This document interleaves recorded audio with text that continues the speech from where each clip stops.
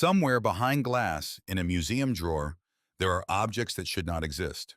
A hammer trapped inside stone, a 2,000-year-old jar that looks like a battery, a carving on an Egyptian wall that looks exactly like a helicopter. You have probably seen them online, under a caption screaming that history is a lie. And here is the strange part. The truth behind these objects is even weirder than the myth, just not in the way you expect. Because most of them are not proof of lost civilizations or ancient astronauts. They are proof of something about you, about the way your mind reaches for magic when it meets a gap it cannot fill. Let's look at 8 of them, and let's be honest about each one. Start in Romania. In 1961, a professor named Doru Todoriciu was digging through the dusty archives of the city of Sibiu. He found a 450-page manuscript, written in German, buried and forgotten. Inside were drawings of weapons, and then something impossible for its time. Detailed plans for multistage rockets, rockets that drop one section and ignite the next. The author was Konrad Haas, a military engineer born in 1509. He described the core idea of spaceflight 4 centuries before a rocket ever reached the sky. This one is real. The mystery is not how it survived. It is how a man in armor, surrounded by cannons, saw that far into the future. Now travel to China. Near the town of Delingha, at the foot of Mount Baigong, an explorer in 1996 found something that stopped him cold. Pipes. Metal pipes running into the rock and down toward a salt lake. Some thinner than a toothpick. The local story said they were 150,000 years old, far older than any culture that could pour metal. So what made them? Geologists found the answer in the details. Plant matter inside. Rings like wood. They are most likely fossilized tree roots, turned to iron-rich stone over deep time by a slow chemical process. Nature building something that looks engineered.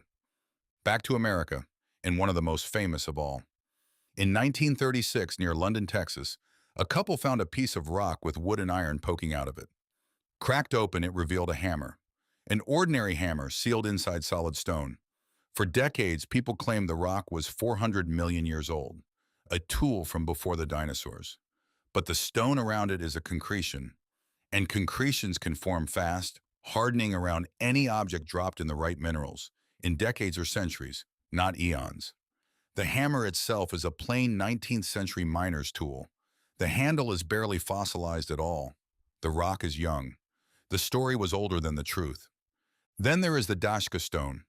In 1999, news spread from Russia of a slab found near the Ural Mountains. They called it the Map of the Creator, a relief map, they said, of the region, carved 120 million years ago. It sounds breathtaking. But when researchers went looking, the trail fell apart.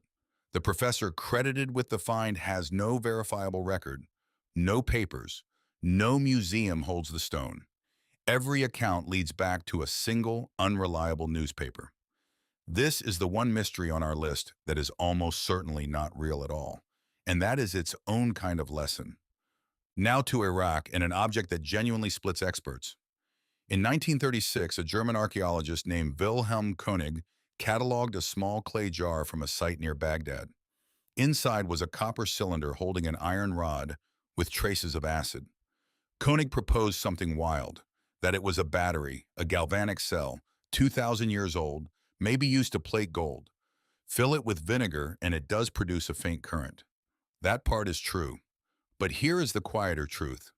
There is no wire, no second device, no writing describing electricity anywhere. Most archaeologists now think it simply held a scroll, the iron rod, a core to wind it on. Possible battery, probable jar. We still don't know for sure. Travel to Costa Rica. In 1940, workers clearing jungle for banana plantations kept hitting something buried in the soil. Stone spheres, perfect ones, around 300 of them, the largest 8 feet across and weighing 16 tons. Carved by hand around 600 years after Christ, by the Dikis people. Archaeologist John Hoops showed how they were made. Patient pecking, grinding, and shaping of solid boulders. So we know who and we know how. What we do not know is why. The people who made them left no writing. And when the spheres were moved off their original spots, the answer to that question was lost with them. Perfect shapes and a silence where the meaning should be. Back to Iraq, 3,000 years deeper in time. In 1850, the archaeologist Austin Henry Layard dug up a small disk of rock crystal at the Palace of Nimrud. It was ground and polished into a shape that magnifies, roughly 3 times. A lens 27 centuries old. Some called it the oldest telescope, or a tool for reading tiny inscriptions. The British Museum is more cautious.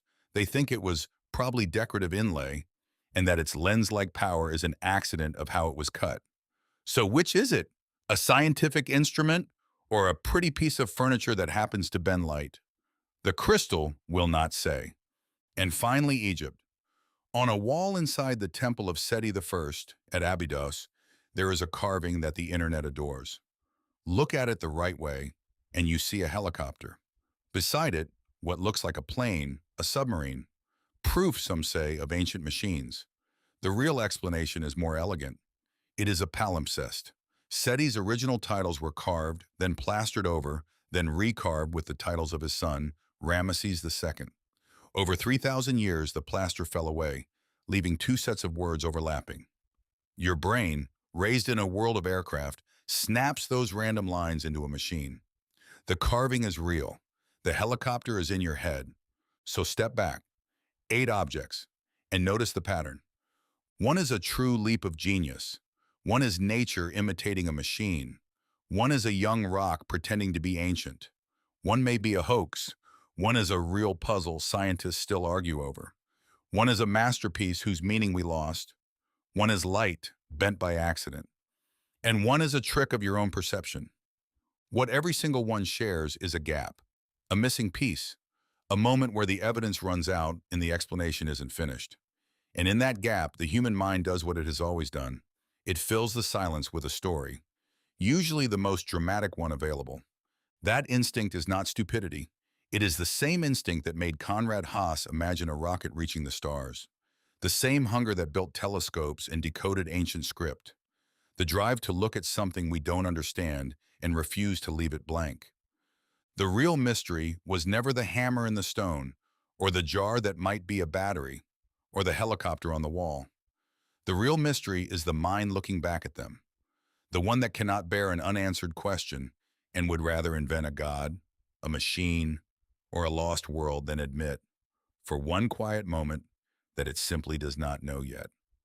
Maybe that is the most powerful artifact of all, not the object in the case, but the strange, restless thing standing in front of it, reading meaning into the dark, refusing to stop asking. That thing is you.